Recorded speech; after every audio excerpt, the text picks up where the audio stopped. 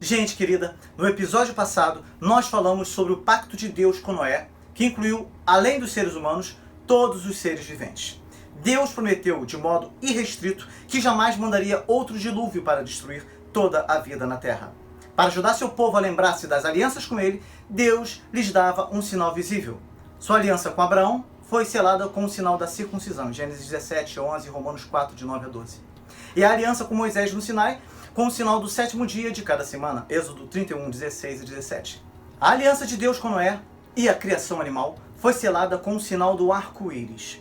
Sempre que as pessoas vissem o arco-íris, poderiam se lembrar da promessa de Deus de não enviar mais tempestades que se tornassem um dilúvio mundial para destruir a humanidade.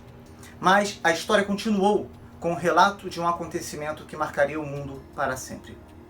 Ao tornar-se um lavrador, Noé seguiu a vocação de seu pai, Lameque. Lá em Gênesis 5, 28 e 29 você pode verificar isso. Apesar de a Bíblia condenar a embriaguez, Provérbios 21, 23, 19 e 21, 29 e 35 e muitos outros textos, ela não condena o cultivo e o consumo de uvas, nem o hábito de beber vinho. As uvas, passas e vinho eram elementos importantes da dieta dos povos do Oriente. Na verdade, na sociedade do Antigo Testamento, o vinho era considerado uma bênção de Deus. Salmos 104, versículo 14 e 15, Deuteronômio 14, versículo 26. E era usado até mesmo com os sacrifícios, Levíticos 23, 13, Números 28, versículo 7. Como disse Spurgeon, Deus nunca permite que seus filhos pequem com sucesso. Há sempre um preço a ser pago. Vemos aqui a primeira vez que o vinho é mencionado nas Escrituras, mas a produção de vinho já era muito provavelmente realizada antes do dilúvio, embora alguns estudiosos afirmem que o dilúvio causou uma transformação na atmosfera da terra, isso levou o suco de uva a fermentar pela primeira vez.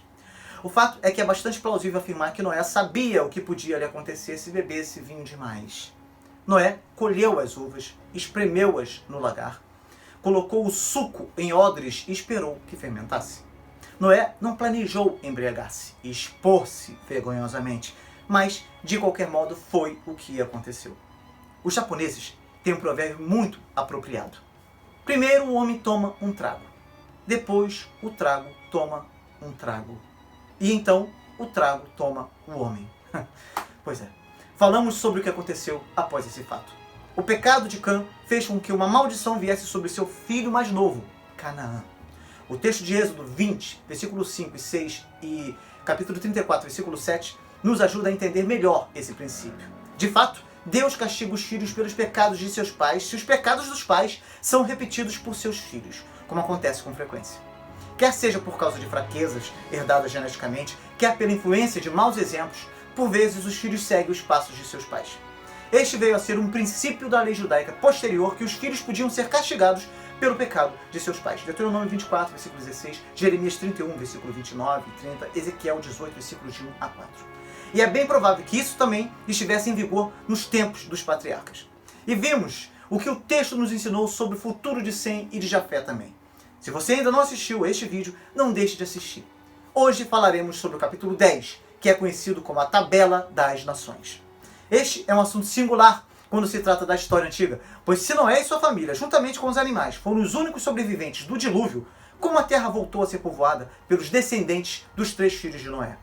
A Tabela das Nações se refere à origem de todos os povos, e é exatamente isto que veremos neste episódio da série A Bíblia Toda.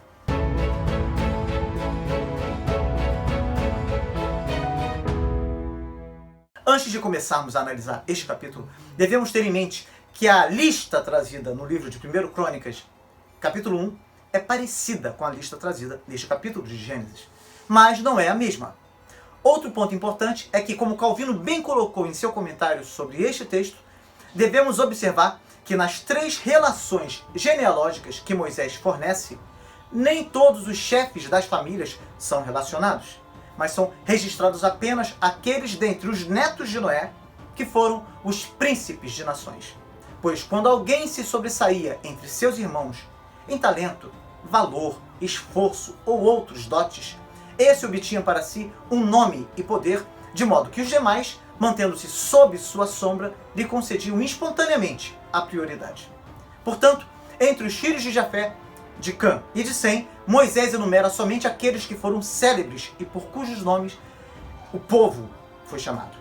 A primeira coisa que você deve ter em mente é que essa lista não é uma genealogia típica, pois, além de trazer o nome dos descendentes, a genealogia é acrescida de um atlas, podemos dizer assim. Um atlas e de um livro de história. Pois o versículo 31 nos diz que esses povos antigos eram organizados segundo as suas famílias, segundo as suas línguas, em suas terras, em suas nações. Portanto, através dessa lista podemos observar os movimentos dos povos e das nações no mundo antigo. A segunda coisa que você precisa ter em mente é que essa listagem não é completa. É muito importante destacar isso. Perceba que aqui as nações de Edom, Moabe e Amon não são mencionadas, embora elas sejam nações importantes na história bíblica. Quando essa lista diz que havia 70 nações, isto é uma sugestão que sua organização pode ser intencionalmente artificial, pois ao se fazer esse tipo de lista, frequentemente uma abordagem como essa era usada. Veja bem, há listas de 10 gerações de Adão a Noé, em Gênesis 5, de Sem a Abraão, em Gênesis 11, do versículo 10 ao 26, e de Pérez a Davi, em Rute 4, versículo 18 ao 22.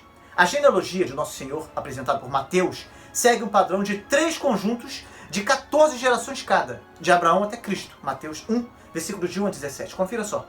No entanto, Deuteronômio 32:8 afirma que a divisão das nações era segundo o número dos filhos de Israel. Será que esta é uma referência às 70 pessoas da família de Jacó, Israel? Já que havia 70 pessoas na família de Jacó quando esta foi para o Egito? Veja em Gênesis 46:27 e Êxodo 1:5. Algumas traduções de Deuteronômio 32:8 trazem segundo o número dos filhos de Deus, o que pode ser uma referência aos anjos, Jó 1 e 2. Uma vez que a tradição judaica dizia haver 70 anjos territoriais e que cada um foi incumbido de uma nação. Verifique em Daniel 10, versículo 12 ao 21. E não podemos nos esquecer que o Senhor Jesus enviou 70 discípulos para pregar a palavra em Lucas 10, versículo 1. Ou seja, realmente esta listagem não é completa e sugere uma organização intencionalmente artificial. E a terceira coisa que é importante que você entenda é que é difícil identificar algumas dessas nações e dar-lhes nomes modernos. Temos visto que, ao longo dos séculos, nações mudaram de nome, foram para outros lugares, modificaram sua linguagem e até mesmo alteraram sua composição racial por meio de miscigenação.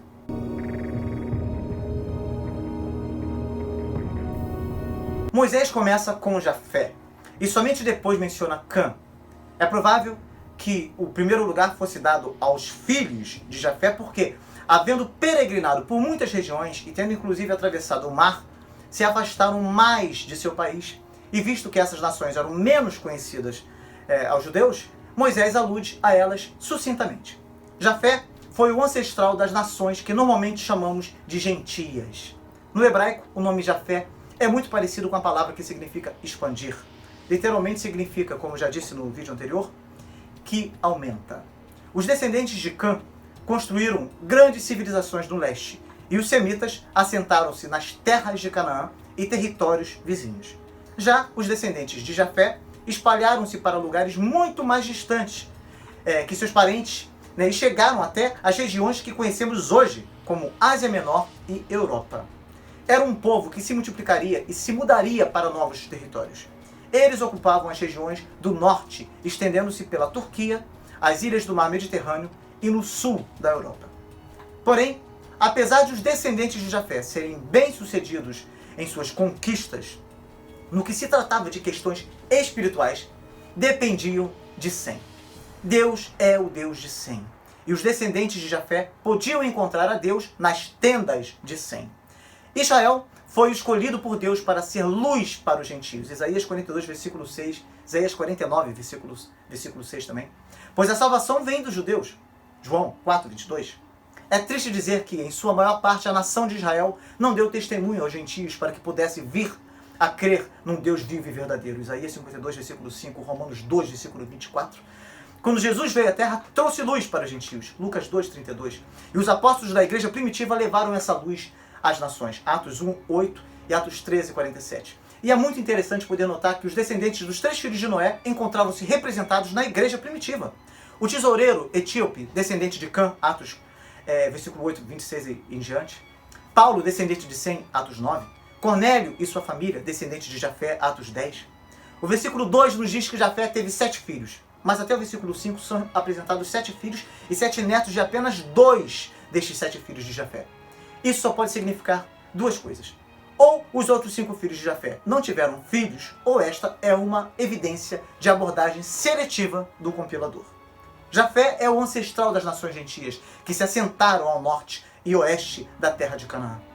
Esses viriam a ser as nações que representavam os confins da terra para a maior parte dos judeus do Antigo Testamento. Verifique em Salmo 72, versículo 8 ao 10.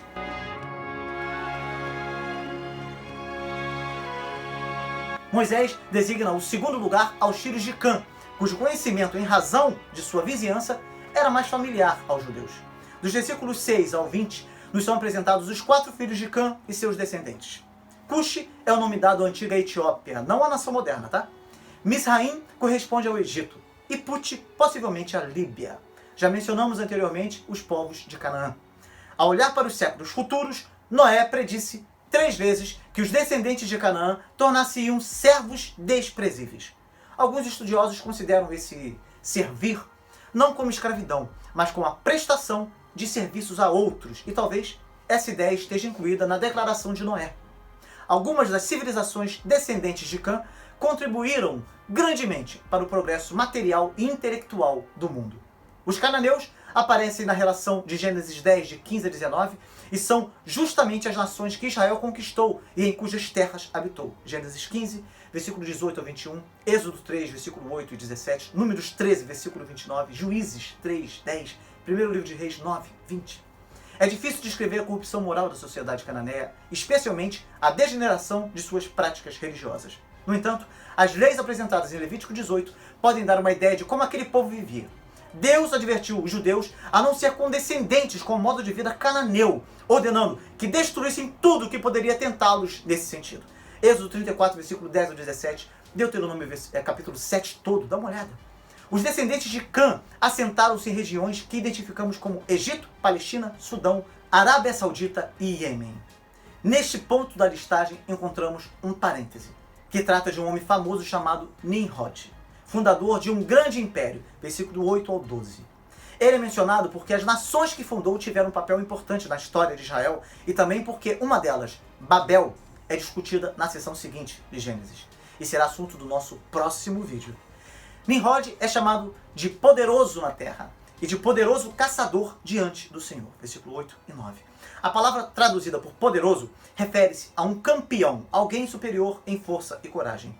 É traduzida como valente, em 1º livro de Reis 1, versículo 8 e versículo 10 também. E refere-se à guarda especial de Davi. O texto não retrata Nimrod como um esportista caçando, mas sim como um tirano em suas conquistas impiedosas e no processo de fundação de um império. Nimrod construiu 4 cidades em Sinar, que é a Babilônia, e outras 4 na Síria. Tanto a Babilônia quanto a Síria tornaram-se inimigas de Israel e foram usadas por Deus para disciplinar seu povo desobediente.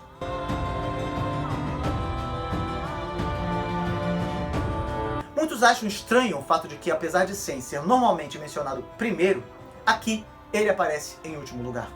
A razão disso é que a narrativa seguinte é sobre a história de Babel. Logo a seguir, no versículo 10 do capítulo 11, nos é apresentadas as gerações de Sem, e esta genealogia nos mostra que Abraão é um dos descendentes de Sem.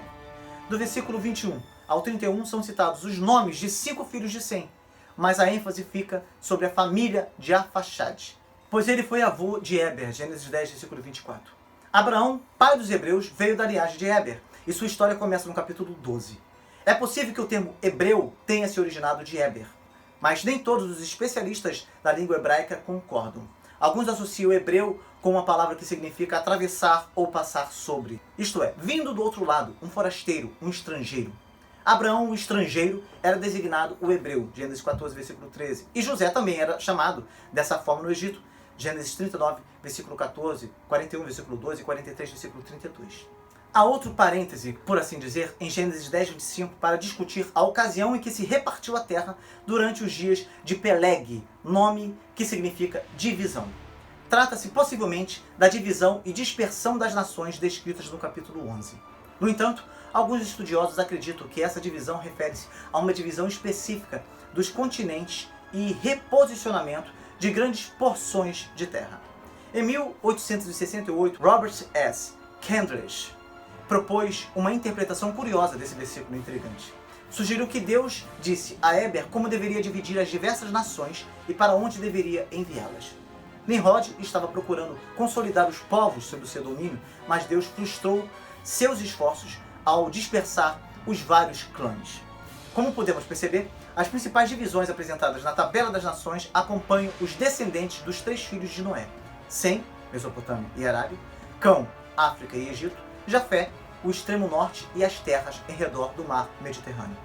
Como é claro, grandes massas de terras foram deixadas de lado, pois o resto do mundo foi ocupado mediante vastas migrações que ocorreram após a Torre de Babel.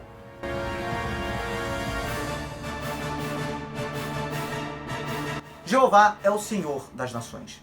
Esta é uma das mais relevantes verdades que essa lista de nomes e de lugares contém.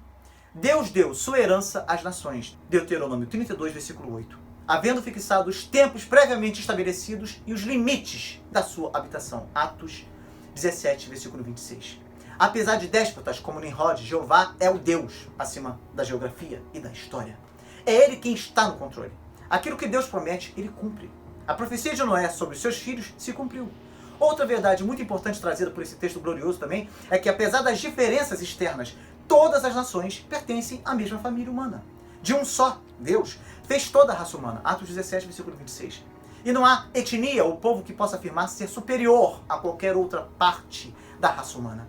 Apesar de, em sua providência, Deus haver permitido que certas nações progredissem mais do que outras em termos econômicos e políticos, essas realizações não provam que tais nações sejam melhores do que outras. Como se ensina Provérbios 22, 2, o rico e o pobre se encontram, a todos o Senhor os fez. O judaísmo terminou sendo uma religião exclusivista, que gerava intensa hostilidade para com as outras nações, que passaram a ser vistas como os pagãos ou gentios. Isso atingiu sua mais horrível expressão no farisaísmo, para o qual até a ação de entrar na casa de um gentio era um ato contaminador. O trecho de Gálatas 2,12 ilustra graficamente o ponto. Paulo precisou repreender Pedro por estar evitando a companhia de crentes gentios, quando certos representantes de Tiago criticaram-no por confraternizar com os gentios. E foi necessário que Pedro recebesse uma visão a fim de que entendesse que as atitudes exclusivistas dos judeus eram fundamentalmente erradas, porquanto até haviam sido ultrapassadas pela fé cristã. Dê uma olhada no 10º capítulo do livro de Atos. Essa visão provocou, da parte de Pedro, uma observação que exibe sua surpresa. Reconheço, por verdade, que Deus não faz acepção de pessoas. Pelo contrário, em qualquer nação, aquele que o teme e faz o que é justo, lhe é aceitável. Atos 10, versículo 34 e 35. Aleluia, glória a Deus por isso, né? E Paulo enfocou claramente a questão ao escrever em Gálatas 3, 27 e 28. Porque todos quantos fostes batizados em Cristo, de Cristo vos revestistes. Destarte não pode haver judeu, nem grego, nem escravo, nem liberto, nem homem, nem mulher, porque todos vós sois um em Cristo Jesus. Outro ensinamento muito importante é o fato do texto deixar claro que Deus tem um propósito a ser cumprido pelas nações. O relato de Gênesis 9, 24 até o capítulo 11, 32 deixa bastante claro que Israel era a nação escolhida por Deus. Do capítulo 12 em diante, Israel passa a ocupar o espaço central no palco da narração. No entanto, Deus também usou o Egito, a Babilônia, a Síria, a Média, a Pérsia e Roma para cumprir seus propósitos com referência ao povo judeu. Deus pode usar governantes pagãos como Nabucodonosor, Ciro, Dario e até mesmo César Augusto. Isto tem que ficar bem claro em sua mente. Outro fato maravilhoso trazido pelo texto é que Deus se preocupa com todas as nações. No livro de Salmos encontramos com frequência a expressão todas as nações ou todos os povos. Os Salmos 66, de 1 a 8 e 67 expressam essa visão universal de que todas as nações da terra devem conhecer a Deus e lhe servir. A comissão da igreja para ir a todo mundo não é uma ideia acrescentada no Novo Testamento, não. De jeito nenhum. É muito importante deixar isso claro, tá bom? Pois esta ideia se encontra entretecida na história do Antigo Testamento. Por fim, aquilo que está escrito nos capítulos 9 e 10 de Gênesis deve ter servido de incentivo para o povo de Israel quando conquistaram Canaã. Os israelitas sabiam que era o povo escolhido de Deus e que os cananeus seriam seus servos. Sabiam também que seu Deus era o Senhor das nações e que delas poderia dispor como lhe aprouvesse. A conquista de Canaã foi uma vitória de fé nas promessas de Deus, o que explica por que o Senhor admoestou Josué a meditar em sua palavra. Josué 1,8 diz assim: não se aparte da tua boca o livro desta lei. Antes, medita nele dia e noite, para que tenhas cuidado de fazer conforme tudo quanto nele está escrito. Porque então farás prosperar o teu caminho e serás bem-sucedido. Os 3 filhos de Noé deixaram para o mundo um legado misto, mas o Senhor das Nações ainda está no controle e a história ainda lhe pertence. O Dr. A.T. Pierson costumava dizer que a história humana é a história de Deus. Ele não podia estar mais certo, não é verdade? Eu não posso terminar esse vídeo sem trazer alguns dados que interessam, sobretudo, aqueles que querem se aprofundar ainda mais nesse capítulo, tá? Eu vou falar sobre as personagens trazidas na tabela das nações. Eu já peço que você deixe o seu like, o seu comentário e faça com que esta mensagem chegue aos seus contatos também. Somente assim o YouTube, que é um robô, uma máquina, indicará esse vídeo para outras pessoas também.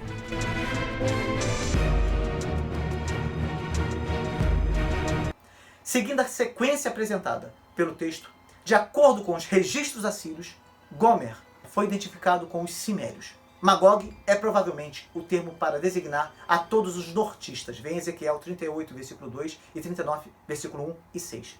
Mais particularmente aos habitantes da Turquia Oriental, que aparentemente se situaram Tubal e Meseque. Madai era a antiga nação média que no 6º século a.C. associou-se com os persas para formar o Império Persa. Javã era a nação grega jônica, que foi proeminente nas obras de Homero. É provável que Tiras relacionava-se aos tizenos gregos que viviam nas ilhas do Mar Egeu. Há quem pense que eles possam ter sido os etruscos. Askenaz ficava situado possivelmente na cadeia de montanhas do Cáucaso, perto dos mares Negro e Cáspio. Confira em Jeremias 51, versículo 27. Pode ter certa relação com o nome mesopotâmico de Asguza, que eram os citas. Rifat vivia em Anatólia ou Turquia. Togarma parece ser igual ao nome mesopotâmico Tegarama, situado perto de Carqueme, junto ao rio Eufrates. Elisá também consta em listas cuneiformes como Elachia, antigo nome de Chipre. Tarsis também pode ter sido Chipre em tempos mais antigos, mas os gregos situavam os tartesos na costa sul da Espanha, imediatamente a oeste de Gibraltar. Quintim, igual ao termo Kition, estava situado em Chipre. Dodanim pode ter sido os troianos de Anatólia ou os habitantes de Rhodes, ilha do Mar Egeu. Na Septuaginta, a tradição grega do Antigo Testamento, este nome é soletrado com um R inicial. Em hebraico, os caracteres D e R são quase iguais, sendo facilmente confundidos. Cush está relacionado com 2 regiões geográficas diferentes. Este povo se estabelece primeiramente na cidade de Kish, no vale da Mesopotâmia, e depois se torna os cassitas. Parece que alguns deles também migraram para o sul da Arábia, pois todas as famílias alistadas no capítulo 10, versículo 7, eram habitantes daquela terra. Houve então um movimento na Abissínia, na África Oriental, a atual Etiópia. Os descendentes de Cush que ficaram no vale da Mesopotâmia honraram um herói chamado Nimrod, que construiu um reino, versículo 10, de cidades e estados proeminentes, Babel, Erech, Akkad e Calné. Pelo visto, o título caçador se refere à tendência de Nimrod vitimar as pessoas e explorar os recursos naturais, como eu já falei. O caçador está em contraste com a palavra semítica comum, pastor, que designa um regente que tem no coração o bem-estar das pessoas. O reino de Nimrod se estendeu até o rio Tigre, onde foi construído o último centro do poder assírio, formado por Nínive, Rehobote-Ir, Calá e Rezém. É interessante que o nome atual das ruínas de Calá seja Nimrod. Misraim é o nome hebraico para aludir ao Egito, que teve sua origem no vale do Nilo. A oeste do Egito está a terra de Ludim, os líbios. Os outros povos alistados no versículo 13 não foram ainda identificados. Sabe-se hoje que Patruzim era o povo de Patros, no Alto Egito. Casluim era a pátria dos filisteus, de quem a Palestina obteve o nome. Caftorim era o povo de Creta, que também era a pátria original dos filisteus. Os cananeus se tornaram um povo de fala semítica e eram conhecidos pelos gregos como fenícios. Suas cidades principais foram Sidom e Tiro, que ainda existe no moderno Líbano. Por muito tempo, os cananeus foram politicamente dominados pelos egípcios. Et seria os hititas, que construíram um centro de poder na Anatólia Central, Turquia. Mas alguns deles fundaram colônias na Palestina, sendo que a mais conhecida estava em Hebron. O Jebuseu, versículo 16, representa os habitantes urrianos de Jerusalém antes de ser tomada pelo rei Davi. 2 Samuel, capítulo 5, versículo 6 a 10. O clã amorreu ocupou os antiplanos da Palestina e da Transjordânia. O Eveu, versículo 17, também era um nome para se referir aos colonos hurrianos da Palestina, mas o grupo Girgazeu é desconhecido na história. Todos os povos alistados no versículo 14 viviam no norte de Sidom, estendendo-se até o rio Orontes, e estavam, em geral, sob o controle político do Egito, nos primitivos tempos do Antigo Testamento. As fronteiras dos cananeus abrangiam a região litorânea do Mediterrâneo, indo bem ao sul, chegando a Gaza, e estendendo-se abaixo do vale do Jordão até o Mar Morto. Esta descrição se harmoniza perfeitamente com resquícios de suas colonizações que duraram de mais ou menos 1750 a.C. a cerca de 1300 a.C., descobertos por arqueólogos na antiga Palestina. Os filhos de Eber, versículo 21, nome que mais tarde ficou restrito somente ao povo hebreu, aqui designa o povo de fala semítica no deserto da Arábia e em torno dele. Porém, Elão, versículo 22, que está a leste do vale da Mesopotâmia, não era semita. O povo de Assur, a Síria, venceu os sumérios, o povo de Sinar, em cerca de 2200 a.C. e se tornou um império poderoso. Arfaxade parece situar-se ao norte dos assírios. Lud se tornou a nação da Lídia. Arã se tornou o influente povo aramaico, Síria, cujo idioma e escrita se tornaram um meio de comunicação internacional durante o período dos impérios assírios, babilônico e persa. Damasco era a capital da Síria. Uz, versículo 23, fica a leste do Rio Jordão, ao longo do deserto da Arábia. Jó pertencia a este grupo, Jó 1, versículo 1. Nada é sabido sobre Ul, Geter e Mas, também citadas neste versículo 23. A maioria dos povos mencionados, com Joctã, versículo 25, é desconhecida. Mas inscrições árabes falam de Azar-Mavé, versículo 26, de Obal, Abimael e Sabá, versículo 28, de Ofir e Avilá, versículo 29. Sabá é famosa porque a rainha de Sabá viajou a Jerusalém para ver o rei Salomão. Primeiro livro de Reis 10, versículos de 1 a 13. Houve muitos casamentos entre as pessoas desses povos, mas basicamente ocorreu uma divisão entre eles de acordo com grupos linguísticos. Assim, tendemos a falar acerca deles em termos de características de linguagem indo-europeia, semítica e camita. No próximo episódio, falaremos sobre a Torre de Babel. Não dá para perder, não é verdade? Não esqueça de dar o seu like, de fazer o seu comentário e, é claro, de compartilhar este vídeo. Se você ainda não é inscrito no canal, inscreva-se agora, senão você vai esquecer. E você pode também receber os vídeos diretamente no seu WhatsApp ou no seu Telegram. É só clicar no link que está na descrição deste vídeo aqui embaixo, tá bem? Olha comigo. Senhor Deus, Senhor das nações, a história humana é a tua história. O Senhor a tudo controla e exerce o teu poder sobre todos os povos, de modo que tudo convergirá para os teus infinitos propósitos. Que sejamos um povo comprometido com a tua infalível, inerrante e inigualável palavra. Que estejamos preparados para toda boa obra que o Senhor nos tem reservado. Como Josué, queremos estar conscientes de que a tua palavra não deve se apartar de nossa boca. Antes, que possamos meditar nela de dia e de noite, para que tenhamos o cuidado de fazer conforme a tudo quanto nela está escrito. Porque, fazendo assim, o nosso caminho será próspero e nós seremos felizes em tudo o que fizermos. Que assim seja, ó Senhor das nações, para o louvor da tua própria glória. Amém.